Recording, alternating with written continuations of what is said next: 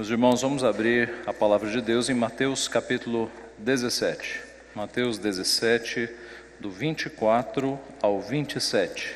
Tendo eles chegado a Cafarnaum, dirigiram-se a Pedro os que cobravam o imposto das 2 dracmas e perguntaram: não paga o vosso mestre as 2 dracmas? Sim, respondeu ele.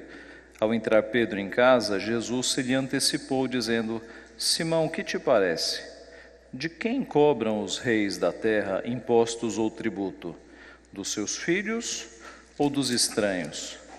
Respondendo Pedro: dos estranhos. Jesus lhe disse: logo estão isentos os filhos. Mas para que não os escandalizemos, vai ao mar, lança o anzol, e o primeiro peixe que fisgar, tira-o, e abrindo-lhe a boca, acharás um estáter. Toma-o e entrega-lhes por mim e por ti. Vamos orar mais uma vez. Pai Santo, nós estamos diante da Tua preciosa palavra, rica de ensinamentos para nós, plena de alimentação espiritual.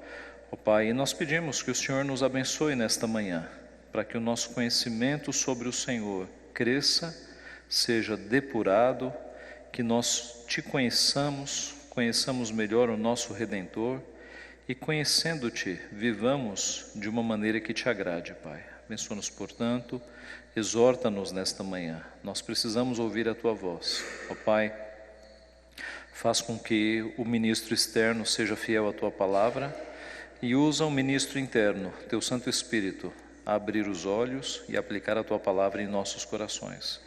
É o que nós pedimos em nome de Jesus. Amém. Meus irmãos, depois de um longo tempo distante de Cafarnaum, passando pelas regiões de Tiro e Sidom, regiões de gentios, passando por Cesareia de Filipe, depois 3 discípulos subindo ao Monte da Transfiguração, descendo do monte e encontrando aquele jovem endemoniado, eles voltam a Cafarnaum. Cafarnaum era como que a sede do ministério de Jesus. Cafarnaum, uma cidade que ficava à beira do Mar da Galileia, na região noroeste, era uma cidade que tinha grande significância para o ministério de Cristo. Foi ali, em Cafarnaum, que Mateus foi chamado da coletoria de impostos.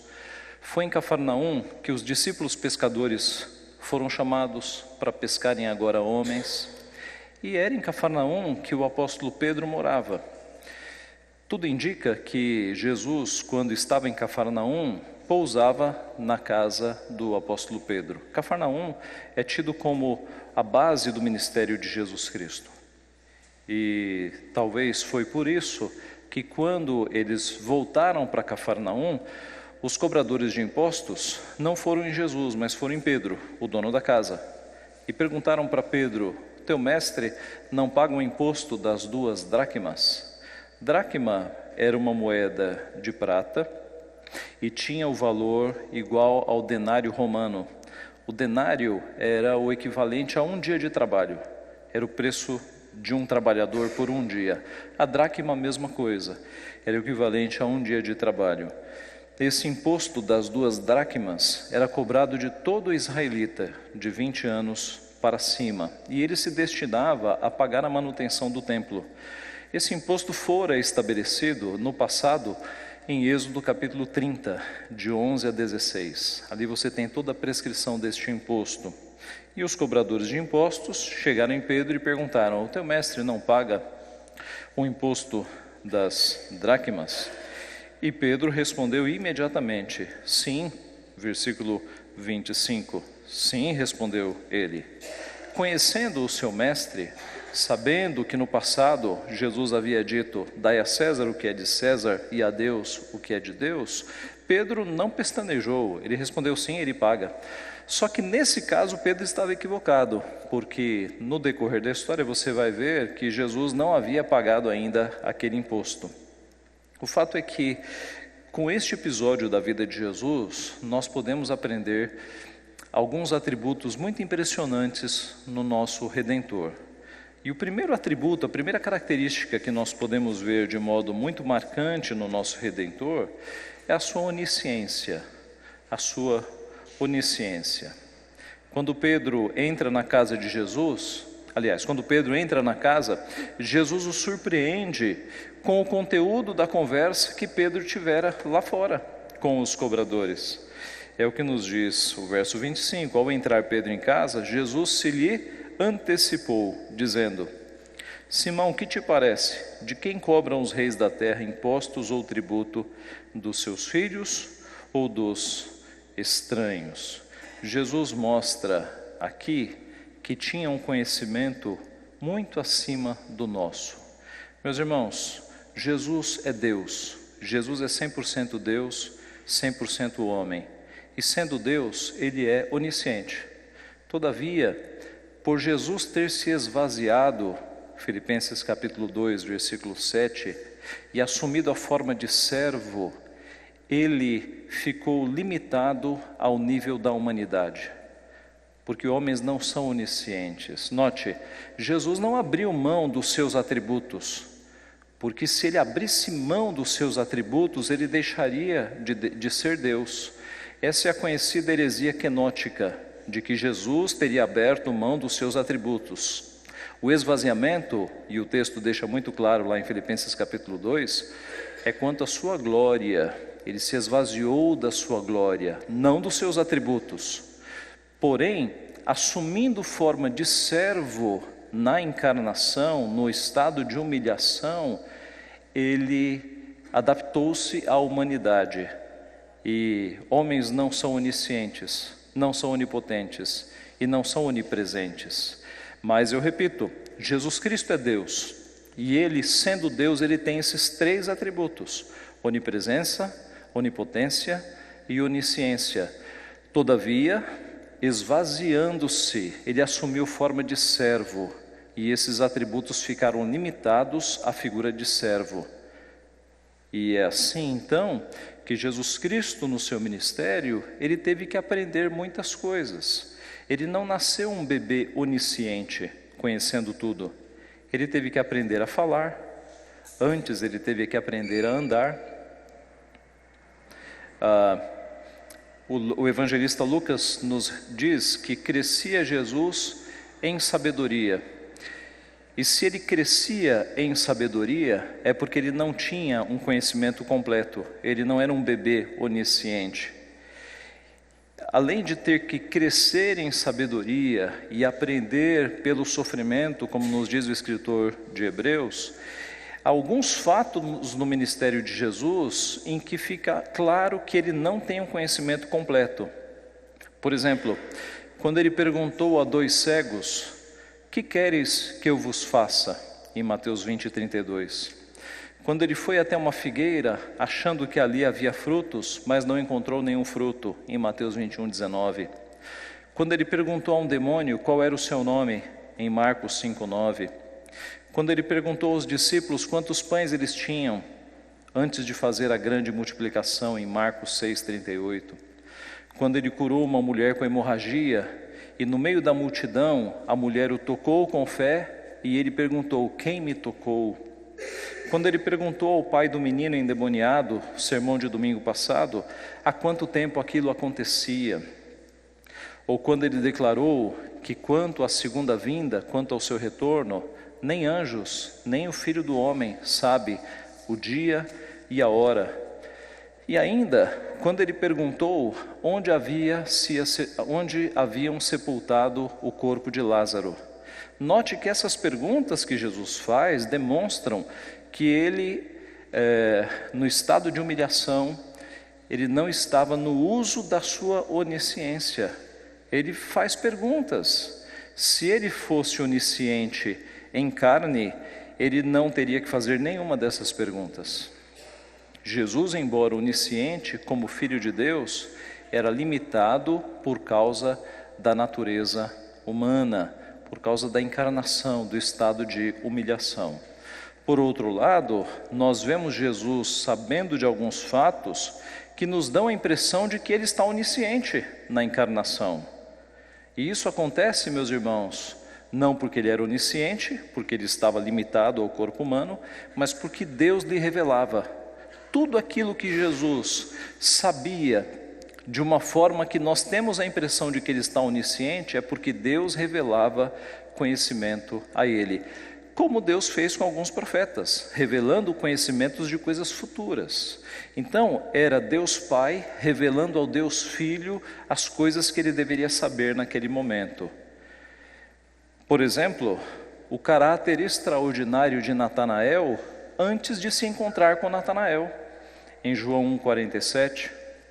O fato de que a mulher samaritana tinha tido 5 maridos. Como é que Jesus sabia disso? O saber que Lázaro havia morrido antes mesmo de chegar a notícia a ele. O conhecimento de que ao lado do barco dos discípulos havia um grande cardume de peixes e os discípulos tinham passado a noite inteira pescando e nada tinham apanhado. A informação de que um homem com um cântaro cheio de água estaria na cidade aguardando os discípulos para levá-los ao local onde seria realizada a Páscoa. Como é que Jesus sabia disso? E no texto em que nós estamos vendo, a conversa que Jesus antecipou. Ele não ouviu aquela conversa, mas ele sabia que ela tinha ocorrido, e mais do que isso, o saber de Jesus que na boca de um peixe estaria uma moeda do exato valor do imposto que eles deveriam pagar. Este episódio na vida de Jesus, então, meus irmãos, nos mostra o grande conhecimento que Jesus possuía, mesmo em uma natureza humana esvaziada de glória e limitada quanto à onisciência.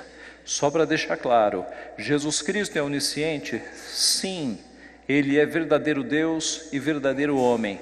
Todavia, no seu ministério, Ele esvaziou-se da sua glória, assumiu a forma de servo, e na forma de servo, a sua onisciência, a sua onipresença e a sua onipotência ficaram limitadas à forma de servo.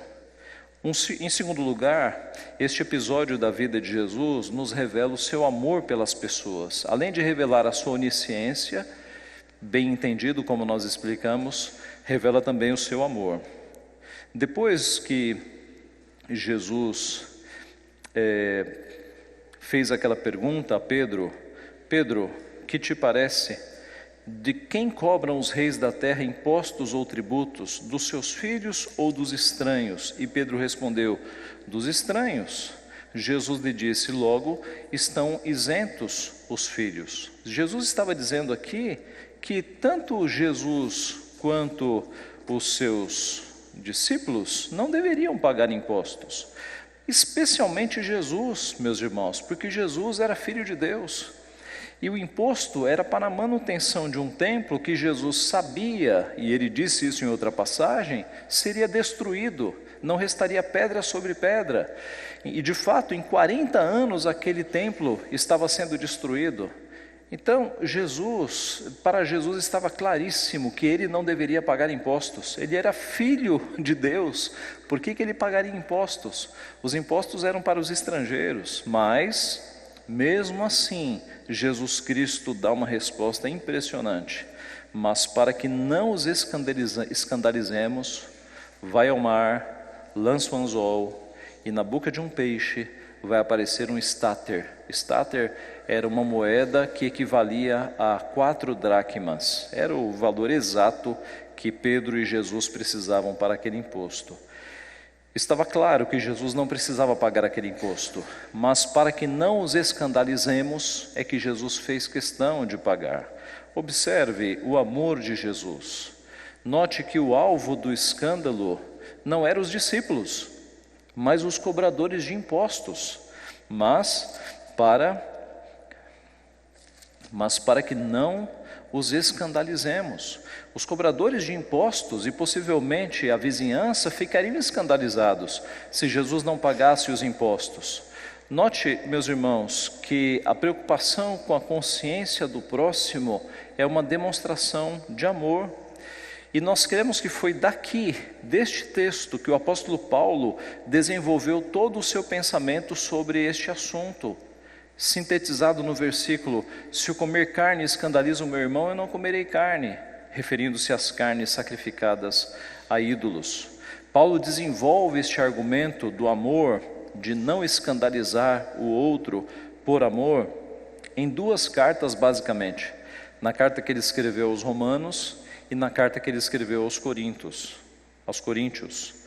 Na carta que ele escreveu aos Romanos, no capítulo 14, nós vemos este pensamento de Cristo sendo desenvolvido. Abra lá em Romanos capítulo 14. Romanos capítulo 14. Observe com toda a atenção o ensino de Jesus aqui, do amor à consciência mais fraca, do amor ao próximo, para que não nos escandalizemos, sendo desenvolvido pelo apóstolo Paulo. Acolhei ao que é débil na fé, não porém para discutir opiniões. Um crê que de tudo se pode comer, mas o débil come legumes. Quem come não despreze o que não come, e o que não come não julgue o que come, porque Deus o acolheu. Quem és tu que julgas o servo alheio? Mas o seu próprio Senhor está em pé ou cai. Para o seu próprio Senhor está em pé ou cai, mas estará em pé, porque o Senhor é poderoso para o suster. Um faz diferença entre dia e dia, outro julga iguais todos os dias. Cada um tem opinião bem definida em sua própria mente. Quem distingue entre dia e dia, para o Senhor o faz, e quem come, para o Senhor come, porque dá graças a Deus. E quem não come, para o Senhor não come, e dá graças a Deus. Porque nenhum de nós vive para si mesmo, nem morre para si. Porque se vivemos, para o Senhor vivemos, se morremos, para o Senhor morremos. Quer pois vivamos ou morramos, somos do Senhor. Foi precisamente para este fim que Cristo morreu e ressurgiu, para ser Senhor, tanto de mortos como de vivos. Tu, porém, porque julgas teu irmão, e tu, porque desprezas o teu, pois todos compareceremos perante o tribunal de Deus. Como está escrito: por minha vida, diz o Senhor, diante de mim se dobrará todo joelho, e toda língua dará louvores a Deus. Assim, pois, cada um de nós dará contas de si mesmo a Deus. Não nos julguemos mais uns aos outros, pelo contrário, tomai o propósito de não pordes tropeço ou escândalo a vosso irmão. Eu sei e estou persuadido no Senhor Jesus, que nenhuma coisa é de si mesmo impura, salvo para aquele que assim a considera, para esse é impura. Se por causa de comida o teu irmão se entristece, já não andas segundo o amor fraternal. Por causa da tua comida, não faças perecer aquele a favor de quem Cristo morreu. Não seja, pois, vituperado o vosso bem, porque o reino de Deus não é comida nem bebida, mas justiça e paz e alegria no Espírito Santo. Aquele que deste modo serve a Cristo é agradável a Deus e aprovado pelos homens. Assim, pois, seguimos as coisas da paz e também as da edificação de uns para com os outros. Não destruas a obra de Deus por causa da comida. Todas as coisas, na verdade, são limpas, mas é mal para o homem o comer com escândalo. É bom não comer carne, nem beber vinho, nem fazer qualquer outra coisa com que teu irmão venha a tropeçar, ou se ofender, ou se enfraquecer. A fé que tens, tenha para ti mesmo perante Deus. Bem-aventurado é aquele que não se condena naquilo que aprova, mas aquele que tem dúvidas é condenado se comer, porque o que faz não provém de fé, e tudo que não provém de fé é pecado. Os irmãos percebem a preocupação de Paulo em questões polêmicas entre judeus e gentios, de que haja sabedoria, haja moderação, haja maturidade, para que nenhum dos lados faça coisas que escandalizem o próximo. Paulo, escrevendo aos Coríntios, na questão da carne sacrificada a ídolos, o que era isso? Um crente, quando ia no mercado, ele ia comprar uma carne que muito provavelmente, com quase toda certeza, era o fruto de um ritual pagão. Carnes que foram sacrificadas a ídolos. E agora o crente tem essa questão ética. E agora, eu como ou não como esta carne? E o apóstolo Paulo vai escrever o seguinte, 1 Coríntios 10, 23 e em diante: todas as coisas são lícitas, mas nem todas convêm. Todas são lícitas, mas nem todas edificam. Ninguém busque o seu próprio interesse, e sim o de outrem. Comei de tudo que se vende no mercado, sem nada perguntardes, por motivo de consciência, pois do Senhor é a terra e a sua plenitude. Se algum dentre os incrédulos vos convidar e quiser dizer: comei de tudo o que for posto diante de vós, sem nada perguntardes por motivo de consciência. Porém, se alguém vos disser: isto é coisa sacrificada a ídolo, não comais, por causa daquele que vos advertiu e por causa da consciência.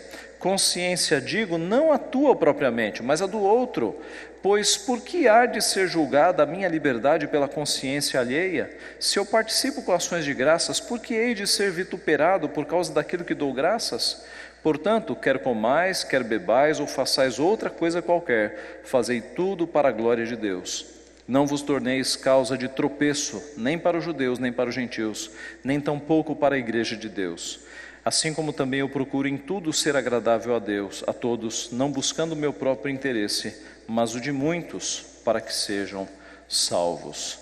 Paulo está dizendo aqui o seguinte: se te servirem carnes e você sabe que aquelas carnes foram dedicadas a rituais pagãos, pode comer sem problema, porque tudo que é recebido com ações de graças é santificado. Em outro lugar, Paulo vai dizer que não existem ídolos, Deus é o Senhor de todas as coisas. Não há problema comer qualquer tipo de alimento. Agora, se um crente chegar e falar: ei, essa carne é sacrificada a ídolos, e na sua mente aquele assunto não for resolvido, por amor daquela consciência, eu não vou comer mais carne, eu me abstenho. Qual é o problema de você se abster? Este é um princípio que nós empregamos, meus irmãos, em vários aspectos aqui no Brasil. O uso de bebidas, de cervejas, de vinhos, de champanhes, que em algumas igrejas escandalizam, e alguns assuntos que nós sabemos que escandalizam, dependendo da cidade em que você está. Se você sentir que algo que é lícito na tua cabeça está escandalizando algum irmão, você não faça. O apóstolo Paulo diz exatamente isso: se eu comer carne escandaliza o meu irmão, eu nunca mais comerei carne. Então, note que Jesus lançou esse fundamento de nós nos preocuparmos com a consciência do próximo, com a consciência do mais fraco, para que o nome do Evangelho seja preservado. Mesmo que você tenha razão, às vezes é preciso andar a segunda milha, deixar de falar, deixar de insistir, para que o nome do Evangelho seja preservado. Foi isso que Jesus fez. Jesus teria toda a razão em não pagar aquele imposto, porque ele era filho, mas para que não os escandalizemos, ele faz um milagre, e ele faz com que a moeda seja achada para pagar os impostos. Um dos meus escritores favoritos é o bispo J.C. Riley, puritano do século XIX. E sobre esse texto ele escreveu 2 parágrafos muito interessantes que eu vou ler. Diz assim o bispo Riley: talvez discordemos de alguns dos impostos que eles determinam, mas a grande pergunta após tudo isso é a seguinte: redundará em qualquer benefício para a causa da religião cristã se eu resistir às autoridades constituídas? As medidas decretadas por eles realmente estão prejudicando o bem-estar da minha alma? Em caso negativo, fiquemos tranquilos, para que não os escandalizemos. E ele segue: também nos devemos recordar deste trecho bíblico na qualidade de membros da Igreja de Cristo. Talvez não gostemos de tudo que ocorre nas cerimônias e ritos do grupo evangélico a que pertencemos. Talvez pensemos que aqueles que nos governam, quanto às questões espirituais, nem sempre se mostram sábios, mas em última análise, os pontos sobre os quais nos sentimos insatisfeitos são realmente de importância vital? Alguma das grandes verdades do Evangelho está sendo ameaçada? Em caso contrário, fiquemos quietos, para que não os escandalizemos. Assim, meus irmãos, às vezes nós insistimos na defesa de nossas razões com tanta ênfase e tanto furor que nós acabamos escandalizando irmãos por pontos secundários, por pontos que não são vitais para a nossa fé, e compramos brigas e entramos em debates e escandalizamos o nome de Cristo por coisas que são pequenas. E Jesus, ele andou uma segunda milha, que ele pagou o imposto que ele não precisava pagar, para que não os escandalizemos. Nós devemos aprender com o nosso mestre. Em segundo lugar, então, este episódio da vida de Jesus nos revela o seu amor pelas pessoas. Ele se preocupava com a reputação, com a consciência do próximo. Em terceiro e último lugar, este episódio na vida de Jesus nos revela a sua onipotência. Ele disse a Pedro: vai ao mar, lança o anzol, e o primeiro peixe que fisgar, tira-o, e abrindo-lhe a boca, acharás um estáter. Toma-o e entrega-lhes por mim e por ti. Essa é a única passagem do Novo Testamento em que o anzol é usado para pegar peixes. Em todas as outras passagens sempre se falam de redes. Estáter era uma moeda equivalente a 4 dracmas. Era o valor exato para o pagamento do imposto de Jesus e o pagamento de Pedro. Jesus resolveu aquele problema então fazendo um milagre. Ele fez com que surgisse na boca de um peixe uma moeda do valor exato que ele precisava. O bispo Riley diz que Jesus fez de um peixe o seu tesoureiro. Foi o peixe que trouxe o que eles precisavam. Meus irmãos, com este milagre nós podemos observar a onipotência de Jesus Cristo. E novamente, Jesus é Deus, é 100% Deus, é 100% homem. É atributo de Deus a onipotência. Todavia, por ter se esvaziado e assumido a forma de servo, o poder de Jesus ficou limitado no nível da humanidade. O esvaziamento fez com que o poder fosse limitado. Mas note, de novo, Jesus não abriu mão desses atributos, porque se ele abrisse mão, ele deixaria de ser Deus. O que ocorreu aqui foi uma adaptação ao nível da humanidade. Na humanidade, ele não estava usando a sua onipotência. E isso é mostrado de modo muito claro. Primeiro, porque Jesus era mortal. Um ser onipotente, se ele estivesse no auge da onipotência, ele não seria mortal. Jesus era mortal. Segundo, Jesus precisava ser sustentado pelo seu Pai. No Getsemane, ele depende do Pai. Ele diz: a minha alma está profundamente triste até a morte. Ficai aqui e vigiai comigo. Adiantando-se um pouco, prostrou-se sobre o seu rosto e orando e dizendo: meu Pai, se possível, passa de mim este cálice, todavia não seja como eu quero, e sim como tu queres. Em João 17, na oração sacerdotal, ele roga ao Pai que o Pai abençoe os seus discípulos, guardando-os do mal. Voltando ao Getsemane, nós vemos que ele poderia rogar ao Pai que o Pai o socorresse. Ele diz a Pedro: acaso pensas que não posso rogar a meu Pai, e ele me mandaria neste momento mais de 12 legiões de anjos? Você reparou que ele não disse: Pedro, se eu quisesse, legiões de anjos viriam, mas ele depende do Pai. Se eu rogasse ao Pai, o Pai mandaria 12 legiões de anjos. Então, a pessoa divina humana de Jesus é de fato onipotente, mas na encarnação, assumindo a forma de servo, ele tornou-se limitado nesse aspecto também. Por outro lado, o grande poder de Jesus é relatado nas Escrituras. No Apocalipse, ele é apresentado como o Alfa e o Ômega, o princípio e o fim, que era, que é e que há de vir. O Todo-Poderoso é onipotente. Jesus é aquele que no Apocalipse tem as chaves da morte e do inferno, apontando para a sua onipotência. Paulo o descreve como aquele que tem toda a plenitude da divindade. Juntamente com o Pai e com o Espírito Santo, Jesus Cristo criou todas as coisas. Paulo declara em Colossenses 1, porque nele foram criadas todas as coisas que há nos céus e na terra, visíveis e invisíveis, sejam tronos, sejam dominações, sejam principados, sejam potestades, tudo foi criado por ele e para ele. Ele é antes de todas as coisas, e todas as coisas subsistem por Ele. Jesus é Deus Todo-Poderoso, é onipotente. Ele é o Rei dos Reis, Ele é o Senhor dos Senhores, Ele é o próprio Eu Sou. Algumas vezes Ele chama para si o título que era exclusivo de Deus Pai, Eu Sou. Jesus transformou água em vinho, Jesus curou cegos de nascença, curou coxos, paralíticos, aleijados, leprosos, expulsou demônios, ressuscitou mortos. Jesus é todo-poderoso. Agora, Ele fez isso não usando a sua onipotência, porque Ele estava em forma de servo, mas pelo poder de Deus. Foi pelo poder de Deus que Jesus fez os milagres.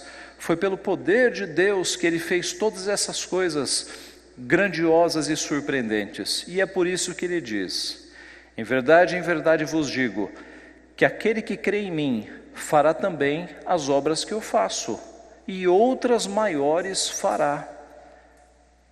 Se fosse por sua onipotência que Ele estivesse fazendo todas essas coisas, Ele não diria isso. Mas porque a fonte do seu poder vem de Deus Pai, é que Ele diz: quem crê em mim fará estas obras e obras ainda maiores, porque pode pedir ao Pai, e o Pai pode dar este tipo de poder.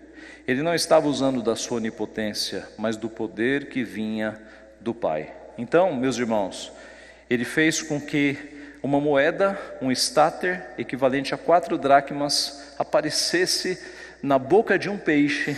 Imagine o mar da Galileia, o tanto de peixes que havia ali.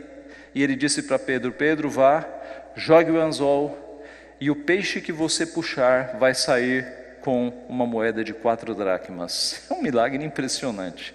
As chances disso acontecer, meus irmãos, simplesmente não existiam. Foi um milagre que Jesus operou para que os impostos fossem pagos. Concluindo algumas aplicações. Jesus hoje retomou a sua onisciência, a sua onipotência e a sua onipresença. Desde a sua ressurreição, Ele retomou a sua glória e deixou a forma de servo. Assim, você pode enganar seus pais, seu cônjuge, seu chefe, seu pastor, mas a Jesus você nunca engana, porque Ele é onisciente. Ele conhece todos os detalhes, todos os teus pensamentos, todo o teu coração, todas as suas motivações, tudo que você faz. Jesus é onisciente. Segunda aplicação: há muito consolo na onisciência de Deus. Eu uso aqui palavras do Dr. Eber no livro O Ser de Deus e os Seus Atributos. Em tempos de problemas, por causa da onisciência de Cristo, nós podemos dizer como Jó: mas Ele sabe o meu caminho.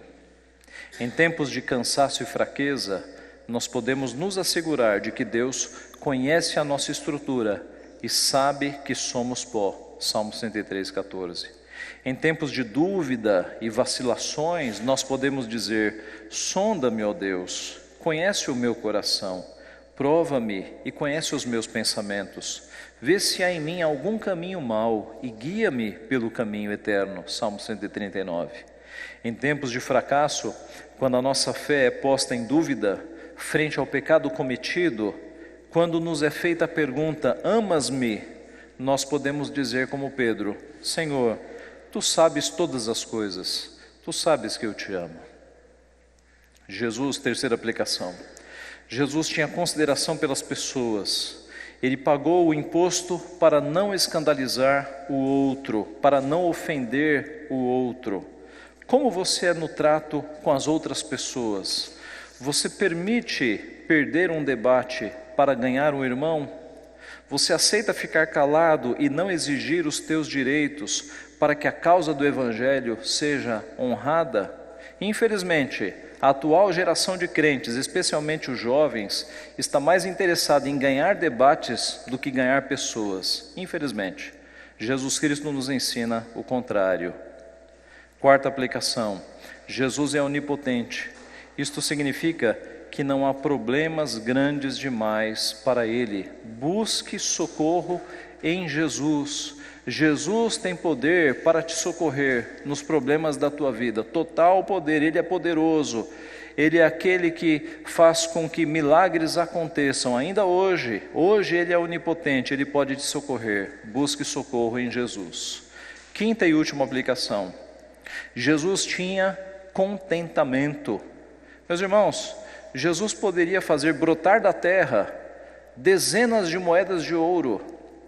Por que ele fez com que uma moeda, no exato valor do imposto, nem teve uma sobra, aparecesse apenas para ele pagar aquele imposto?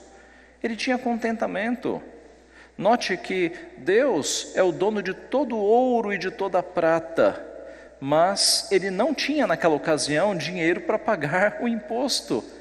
Jesus vivia com o mínimo, e quando ele precisou de um valor extra, ele fez um milagre. Mas eu repito, ele não fez uma baleia chegar com um baú de moedas de ouro. Ele fez com que uma moeda, no valor exato do pagamento que ele precisava, aparecesse. Meus irmãos, isso deve nos ensinar o contentamento, a simplicidade de vida, a luta contra a ganância. Alguns de nós querem muito mais dinheiro do que precisam. Jesus nos ensina o contentamento. Que Deus assim nos abençoe, que nós confiemos a nossa vida ao nosso Redentor. Ele é onisciente, Ele é o Deus de amor, Ele é onipotente. Louvado seja o seu nome. Amém.